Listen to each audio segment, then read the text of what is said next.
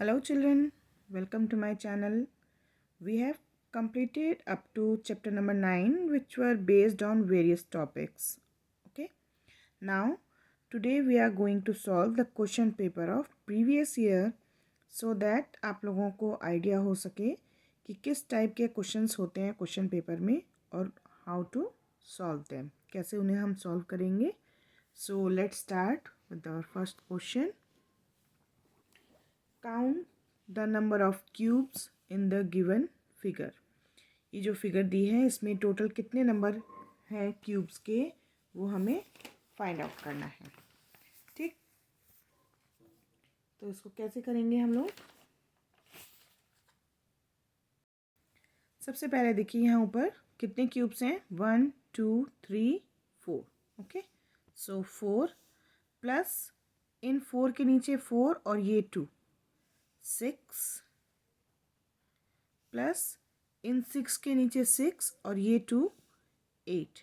तो 4 plus 6 plus 8 is equal to 18. So option B is the answer.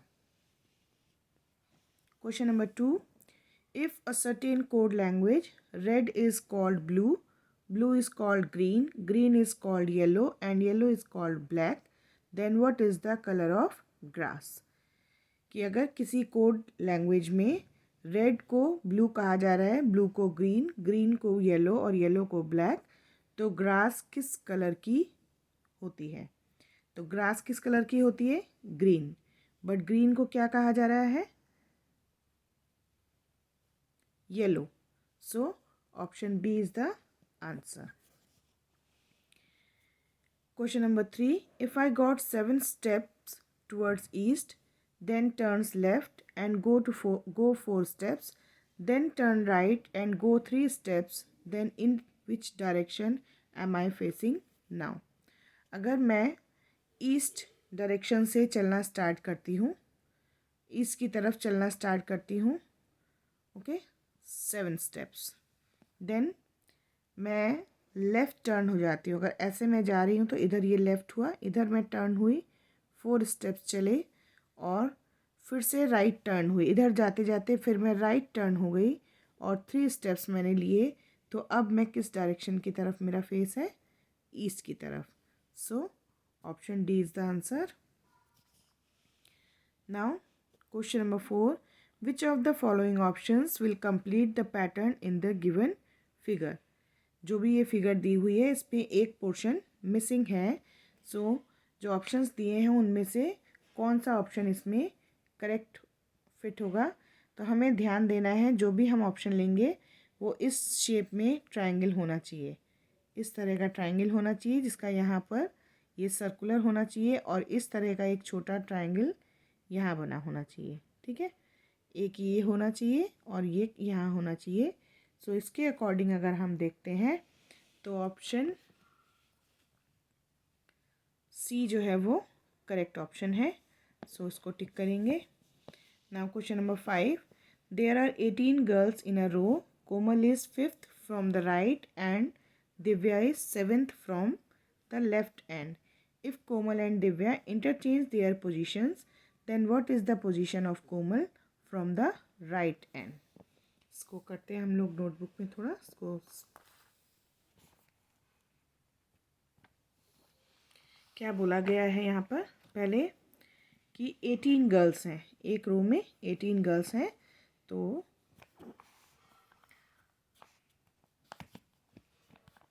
1 2 3 4 5 6 7 8 9 10 11 12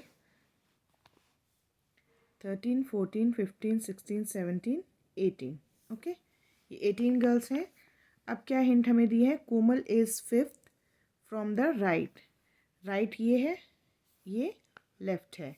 तो right से 5th position पे कोमल है, 1st 2nd 3rd 4th 5th यहाँ कोमल है.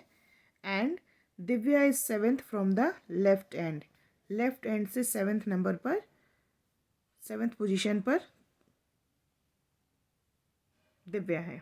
तो 1 2 3 4 5 6 7 7 पर दिव्या है.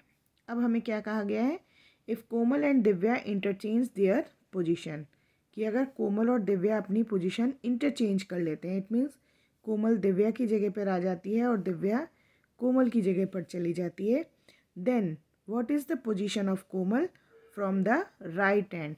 तो राइट एंड से अब कोमल की पोजीशन क्या होगी? तो लेट्स काउंट 1 2 3 4 5 6 7 8 9 10 11 12। तो इसका मतलब अब कोमल की पोजीशन होगी 12th। So option A is the answer. Now question number 6. There is a definite relationship between the figures on the either side of. Identify the relationship on the left pair and find the missing figure. यहाँ एक pair दिया हुआ है, यहाँ भी एक pair है, और इन दोनों में जो सिमिलरिटी है वही यहाँ पर जो दूसरा मिसिंग फिगर है उसमें और इसमें है। तो हमें पहले यहाँ पर देखना है इनमें क्या रिलेशनशिप है, नॉट सिमिलरिटी, रिलेशनशिप, कि इन दोनों में क्या रिलेशन है, उसी रिलेशन के अकॉर्डिंग यहाँ कौन सी फिगर होनी चाहिए ये हमें फाइंड आउट करना है। तो पहले हम ध्यान से इन फिगर्स को देखते हैं। तो हम देख रहे हैं यहाँ पर क्या कि जो पोर्शन शेडेड है वो अनशेडेड हो गया है और जो अनशेडेड था वो शेडेड हो गया है। तो यहाँ ये दो पोर्शन शेडेड थे तो यहाँ ये दोनों अनशेडेड हो गए हैं और जो अनशेडेड थे वो शेडेड हो गए हैं। इट मीन्स यहाँ पर भी जो फिगर आएगी उसमें ये दो पोर्शन अनशेडेड होने चाहिए और ये दो शेडेड होने चाहिए। इसके लिए option B is the correct answer, है ना। यहाँ देखिए ये दोनों अनशेडेड हैं, यहाँ शेडेड हो गए हैं और ये शेडेड हैं तो यहाँ अनशेडेड हो गए हैं। Okay, now question number 7, find the missing number if same rule is followed in all the 3 figures. अब जो इस तरह के क्वेश्चंस हैं उनमें कोई भी एक पर्टिकुलर रूल नहीं है, इनमें जो भी रूल यहाँ अप्लाई किया गया है उसको हमें अपना लॉजिक लगाकर पहले फाइंड आउट करना पड़ेगा। ठीक, तो यहाँ आप देखिए 4 नंबर्स हैं, ये भी स्मॉल है, स्मॉल स्मॉल, और बीच में जो नंबर है वो बाकी 3 नंबर से बड़ा है। इट मीन्स इन 3 नंबर्स को ही हमें कुछ करना होगा जिससे ये नंबर आएगा। ठीक है, तो हम रैंडमली अगर इन तीनों को प्लस करें तब तो ये नंबर नहीं आएगा। ओके, अगर हम इन दोनों को मल्टीप्लाई करें और उसमें से इसको माइनस करें, 6 7 जा 42, 42 माइनस 8 34, एंड 8 4 जा 32, 32 माइनस 5 27। ओके, सो 9 2 जा 18, 18 माइनस इस नंबर को करेंगे तो ये नंबर आएगा, लेकिन ये नंबर मिसिंग है तो हम 9 2 जा 18 minus 15 is equal to 3। So option 3 is the answer.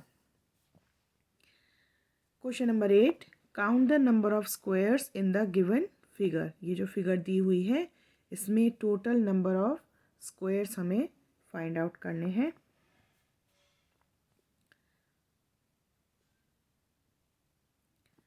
So 1 2 and 3, okay, then 4 5 6 7 8 9 10 11 12 13 14 and 15। so option B is the answer, 15 squares are there. Now, which of the following Venn diagrams best represent the relationship amongst hockey, cricket and sports? कौन सा diagram इसमें से hockey, cricket and sports को show कर रहा है? अगर हम देखें तो हॉकी एंड क्रिकेट स्पोर्ट्स के पार्ट हैं, तो अगर हम इसमें देखें तो ये जो बड़ा सर्किल है वो स्पोर्ट्स है और जो ये दोनों छोटे हैं ये हॉकी एंड क्रिकेट हैं। So option C is the correct option. Now question number 10, select the odd one out. इन 4 नंबर्स में से कौन सा ऑड वन आउट होगा? इसमें भी हमें ध्यान से खुद ही देखना होगा कि कौन सी ऐसी चीज़ है जो किसी एक नंबर को अलग करती है।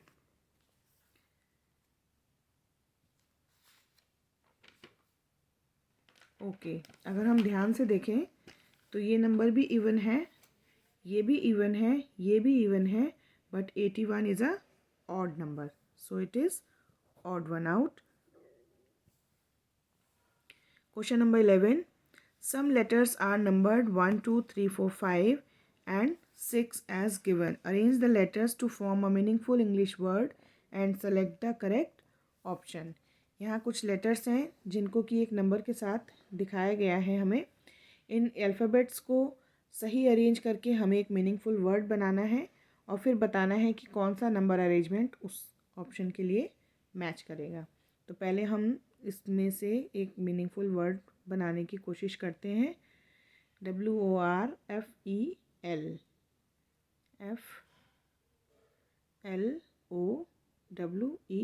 Okay, flower. The meaningful word is flower, FLOWER। अब इसके नीचे नंबर सीक्वेंस हम लिख लेंगे।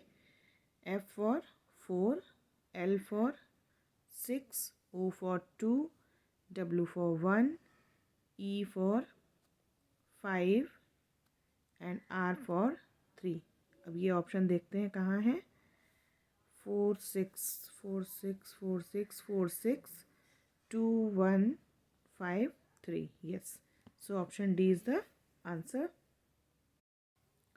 Now question number 12.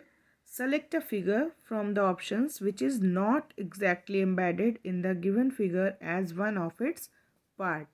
इन चारों में से कौन सी फिगर ऐसी है जो इस पर एग्जैक्टली एम्बेडेड नहीं होगी या जो इस फिगर की एग्जैक्टली एम्बेडेड नहीं है।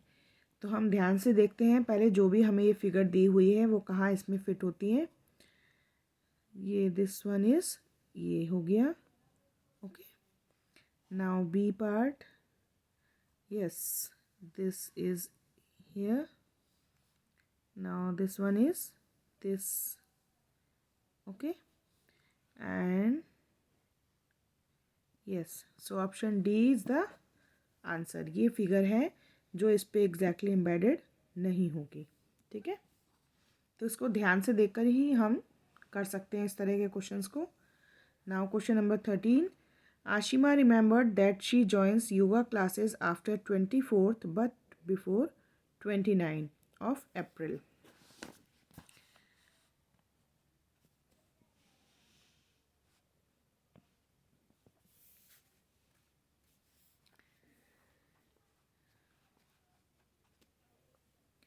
After 24 but before 29. So 24 and 29. While her sister remembers that she joins after 26th of April. तो 24 के बीच में 25, 26, 27 एंड 28। उसकी सिस्टर जो है उसको अच्छे से याद है कि उसने क्लासेस 26 ऑफ अप्रैल के बाद ज्वाइन की थी। इट मीन्स या तो वो 27 होगा या 28 होगा। Her father remembers that she joins the yoga classes before 28 of April. उसके पापा को याद है कि उसने योगा क्लासेस 28 के पहले ज्वाइन की थी। So on which date does Ashima join the yoga classes? On 27th of April. Okay. So option A is the answer. Now question number 14. Select the mirror image of the given figure. ये जो figure दी है इसकी हमें mirror image find करनी है, इनमें से कौन सी होगी। तो अगर इधर इसकी मिरर इमेज हम देखते हैं तो ये कैसे बनेगा। बी जो है वो उल्टा हो जाएगा, ई जो है वो भी उल्टा हो जाएगा, टी एज इट इज़ रहेगा और एस भी उल्टा हो जाएगा। ओके, सो देखते हैं। ये तो नहीं होगा, ये तो आप अपसाइड डाउन हो गया है। ये भी नहीं होगा, ये एज इट इज़ है। So option B is the option. अगर हम मैच करें यहाँ से तो ये सेम फिगर इस तरह की दिखाई दे रही है ना। So option B is the answer. Now question number 15. Arrange the given words as they occur in the dictionary and select the correct option. हमें बताना है कि ये जो 4 स्पेलिंग्स दी हुई हैं ये डिक्शनरी में किस ऑर्डर में आएंगी। तो सबसे पहले कौन सी स्पेलिंग आएगी, दिस वन, है ना, एस एस से सब एस से ही स्टार्ट है। Then second alphabet is E P P P, so this one is first, so हम ऑप्शन यहाँ लिख लेते हैं 4। Then S P E S P E, second क्या होगा, S P A, so option number 3। Then ये दोनों spelling S P E C E, तो this one is on third position and this one is last. So 4 3 1 2, 4 3 2 1, 4 3 1 2, so option B is the answer. Now questions from mathematical reasoning. First 3 common multiples of 6 and 8, 6 8 and 12. First 3 common multiples of 6 8 and 12, यानी पहले हम 6 के multiples लिखेंगे, 8 के multiples लिखेंगे and 12 के multiples लिखेंगे, और उनमें से फर्स्ट 3 कॉमन मल्टीपल कौन से होंगे ये हमें फाइंड आउट करना है। ठीक है, तो इसके लिए हमें पहले 6 8 और 12 के कॉमन मल्टीपल्स लिखने होंगे। सो 6 8 एंड 12, 6 12 18 24 30 36 42 48 54 60 एंड 66। अभी इतने लिखते हैं, अगर हमें ज़रूरत होगी कॉमन मल्टीपल हमें इतने में नहीं मिलेगा तो हम और आगे लिखेंगे 8 16 24 32 40 48 56 64 72। Now 12 12 24 36 48 60 72 96। अब हम इसमें से देखते हैं कितने कॉमन मल्टीपल्स हमें मिलते हैं। 6 12 18 24, okay, first is 24, then 30 36 42 48 48, and third one is, okay, 54 60 72 72 is here and here next multiple is 72, so 3 multiples are 24 48 and 72. Let's see the options. Okay, the D option, 24 48 and 72, so option D is the correct answer. Now question 17, what is the difference between the place value of 2 and 7 in the number 92 lakh 9,20,873. So the place value of 2 is 20,000 and the place value of 7 is 70. 20,000 में से 70 minus करेंगे तो आएगा 19,930. So option C is the answer. Now question number 18, which square must be shaded so that the given figure has a line of symmetry? कौन सा इन 4 squares में से कौन सा स्क्वायर हमें शेड करना होगा जिससे इस फिगर में एक लाइन ऑफ सिमेट्री हो जाए? तो अगर हम इसको कलर करते हैं तो लाइन ऑफ सिमेट्री नहीं बनेगी, इसको करने से भी नहीं बनेगी, बट अगर हम इसको शेड कर देते हैं तो हमें लाइन ऑफ सिमेट्री मिल जाएगी ये। Okay, so option A is the answer. Now question number 19, what is the perimeter of the given figure? ये जो फिगर हमें दी हुई है इसका पैरीमीटर कितना होगा। सबसे पहले हम देख लेते हैं कि क्या सब लाइन, जितनी भी लाइन हैं उनके हमें मेज़रमेंट दिए हुए हैं या नहीं। तो चेक करते हैं। यस, इसका है, ये भी है, ये भी है। ओके, दिस वन, यस, सारी साइड्स की मेज़रमेंट्स दी हुई हैं। सो हमें सिंपली इन सब साइड्स को ऐड करना है। Okay, so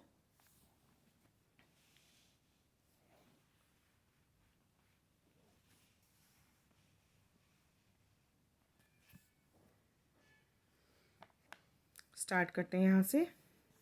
4 + 5 + 2 + 6 + 2 + 1 + 4 + 3 + 3 + 4 + 3 and +3. How many lines are there? 1 2 3 4 5 6 7 8 9 10 11 12. 1 2 3 4 5 6 7 8 9 10 11 12. ये सब लिख लिए हैं हमने साइड्स की मेज़रमेंट। इनको ऐड करते हैं। 4 and 5 9 + 2 and 6 8 + 2 and 1 3 + 4 7 + 3 + 3 6 + 4 10 + 3 + 3 6.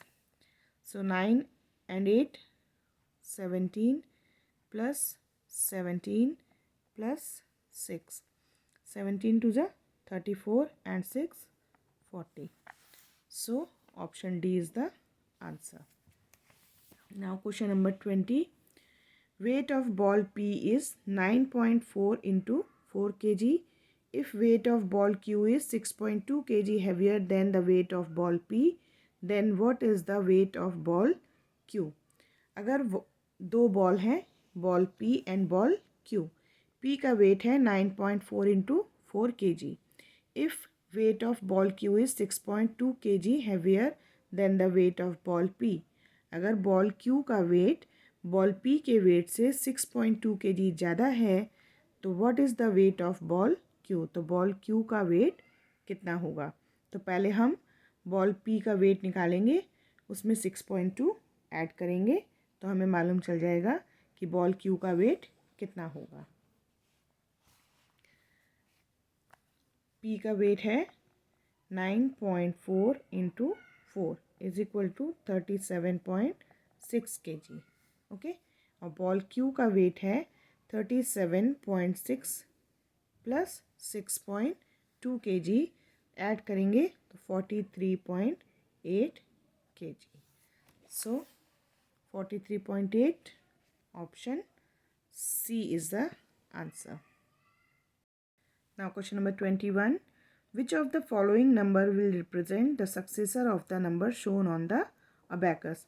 कौन सा ऑप्शन नंबर जो अबैकस पे शो किया हुआ है उसका सक्सेसर है? इट मीन्स पहले हमें देखना है अबैकस पे कौन सा नंबर शो किया है, और क्योंकि उसका सक्सेसर देखना है तो उसमें हम 1 ऐड कर देंगे।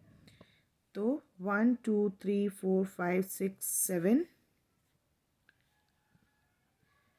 0 1 2 3 4 5 6 2 3 4 and 5, और सक्सेसर देखना है तो इसमें 5 में 1 ऐड करेंगे यानी 6। तो सक्सेसर इसका होगा 7 0 6 2 3 4 6। देखते हैं ये option 7 0 7 0 7 0 6 2 3 6 2 3 6 2 3 4 6. Okay, so option D is the answer. Question number 22. Which of the following figure does not represent 2/3 as its shaded fraction? कौन सी फिगर ऐसी है जिसमें 2/3 फ्रैक्शन शो नहीं हो रहा है शेडेड फ्रैक्शन का?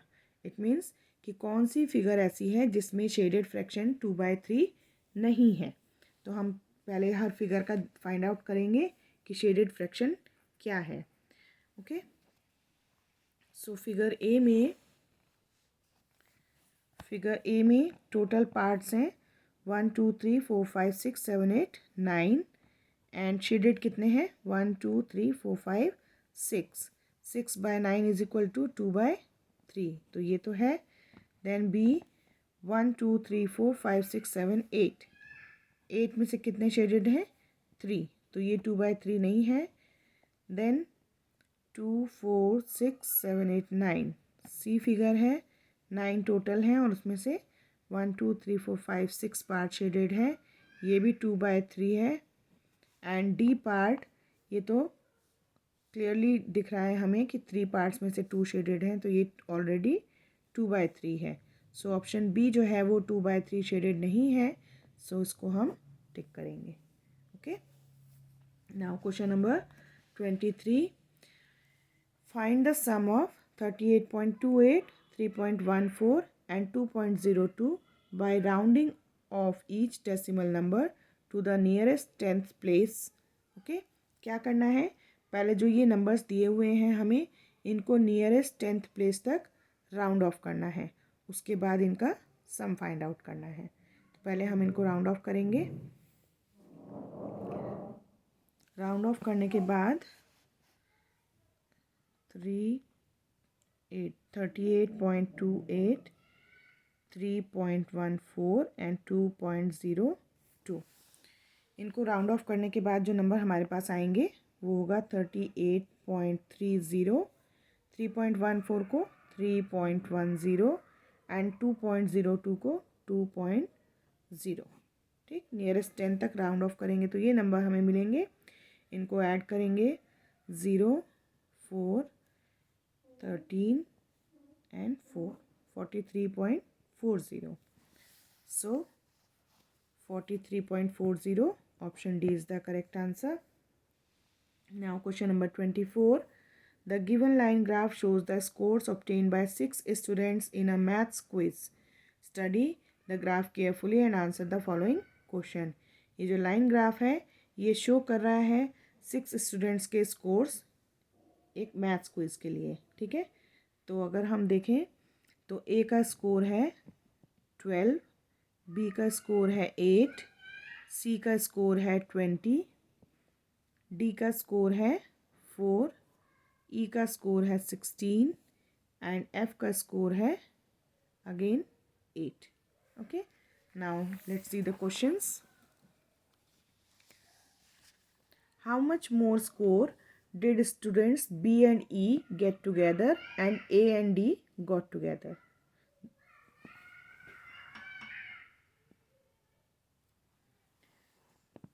कि B and E स्टूडेंट्स ने जो स्कोर किया है वो कितना ज़्यादा है A और D के स्कोर से। तो पहले हम देखते हैं B और E ने कितना स्कोर किया है। B ने स्कोर किया है 8 एंड E ने स्कोर किया है 16 is equal to 24।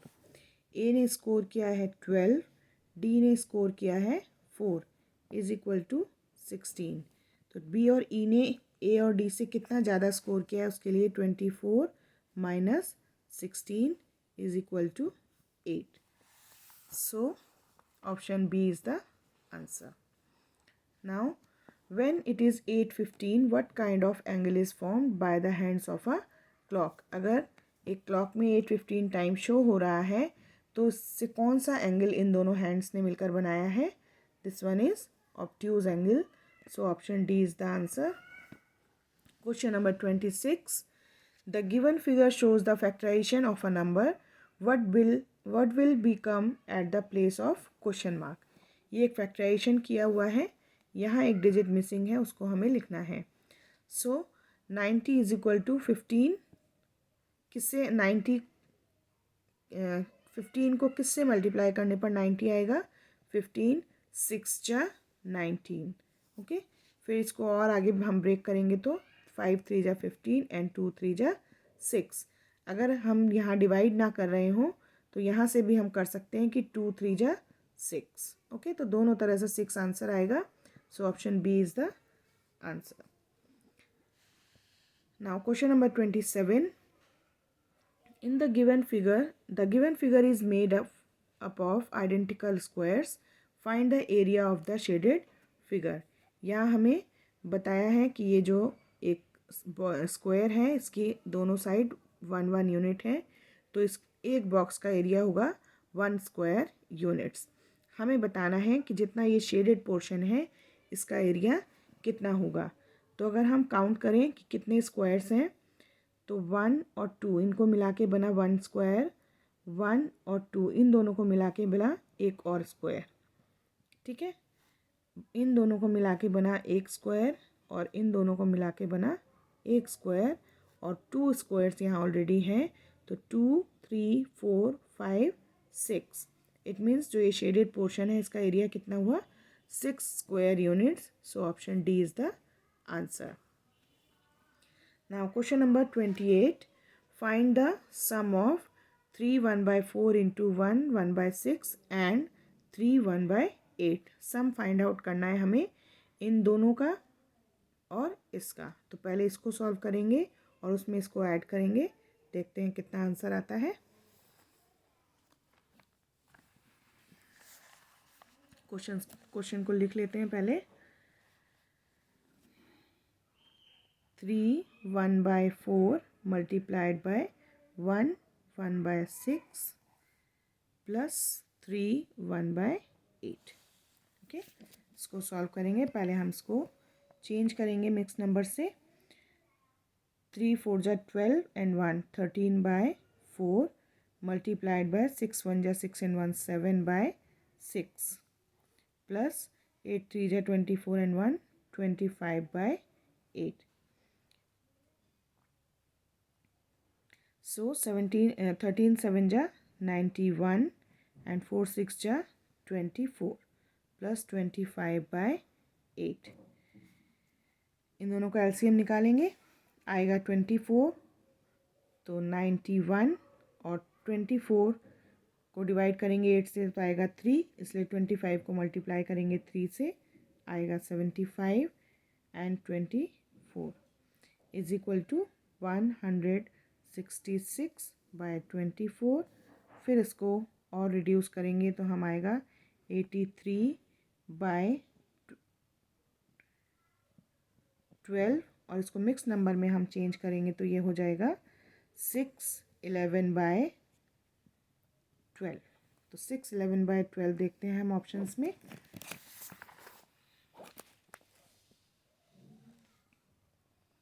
Yes, option B है 611/12। So option B is the correct answer. Now question number 29, how many angles are formed inside the given figure. ये जो फिगर हमें दी हुई है इसके अंदर टोटल कितने एंगल्स फॉर्म हो रहे हैं ये हमें बताना है। तो देखते हैं काउंट करके। 1 2 3 4 5 6 7 8 9 10 11 12 13 and 14। So option D is the answer. Which of the following figure is symmetric along the dotted line? जो भी ये फिगर्स दी हुई हैं उनमें हमें एक डॉटेड लाइन भी दी हुई है। हमें बताना है कि कौन सी फिगर डॉटेड लाइन के सिमेट्रिक है। ये नहीं है, ये भी नहीं है, ये भी नहीं है। Only the figure B is symmetric along the dotted line. अगर डॉटेड लाइन के दोनों तरफ देखें तो ये एकदम एक दूसरे के सिमेट्रिकल हैं। Find the highest common factor of the given numbers. ये 3 नंबर्स हमें दिए हैं, इनका हाईएस्ट कॉमन फैक्टर फाइंड करना है। तो पहले तो हम इनके कॉमन फैक्टर्स निकालते हैं, उसके बाद देखेंगे हाईएस्ट कॉमन फैक्टर क्या है।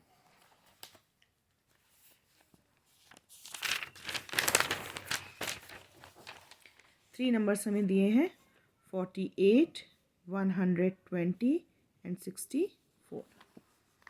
सो 2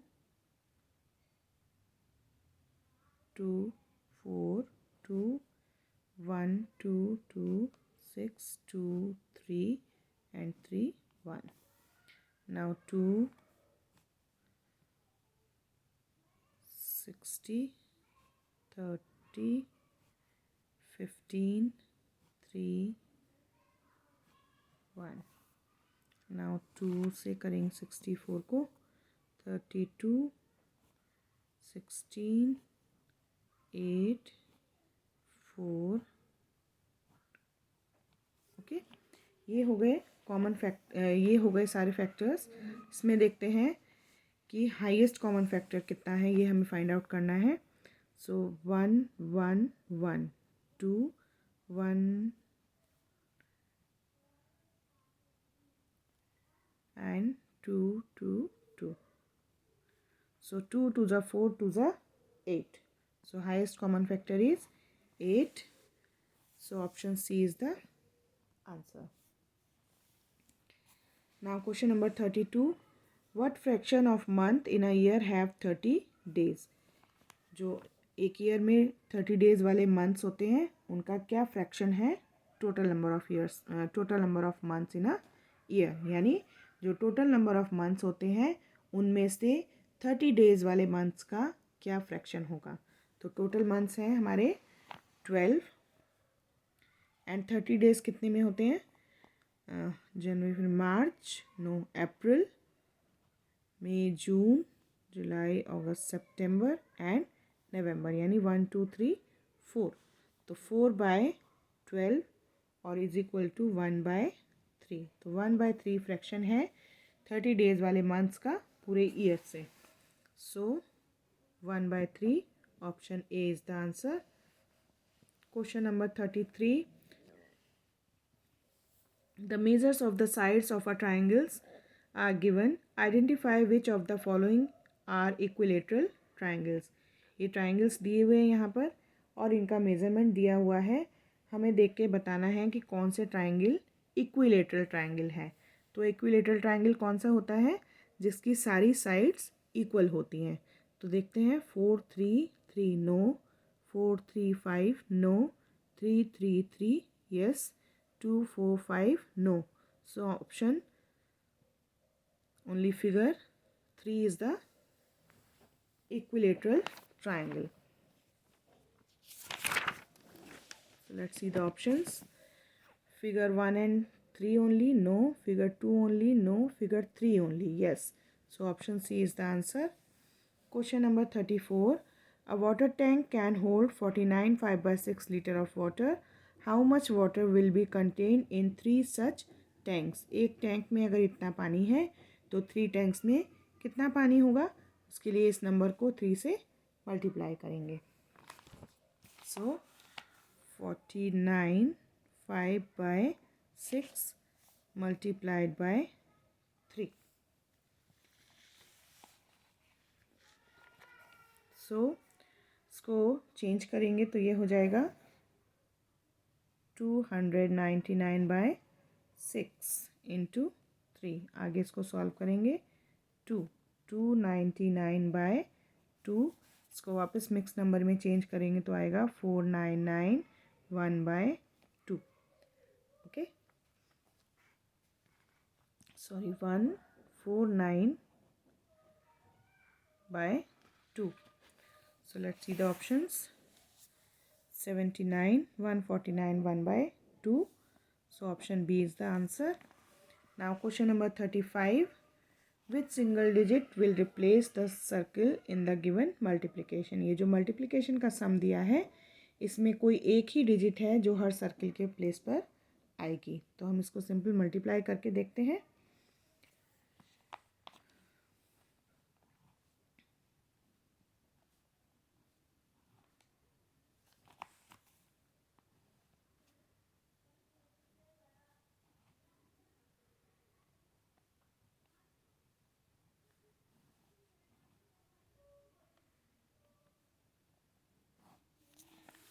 ये हमें क्वेश्चन दिया हुआ है, हर सर्किल में हमें एक ही डिजिट देखना है, कौन सा डिजिट आता है।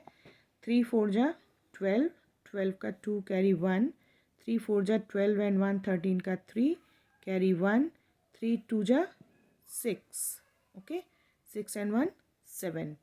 नाउ 2 4 जा 8, 2 4 जा 8, 2 2 जा 4, 2 + 0 2, 8 + 3 11 कैरी 1, 8 एंड 8 16 कैरी 1 5। तो हाँ, जब हम इसको सॉल्व कर रहे हैं तो हम देख रहे हैं कि हर जगह हर सर्किल में 2 ही आया है। सो ऑप्शन में देखते हैं 3 4 2 और 5। So option C is the answer.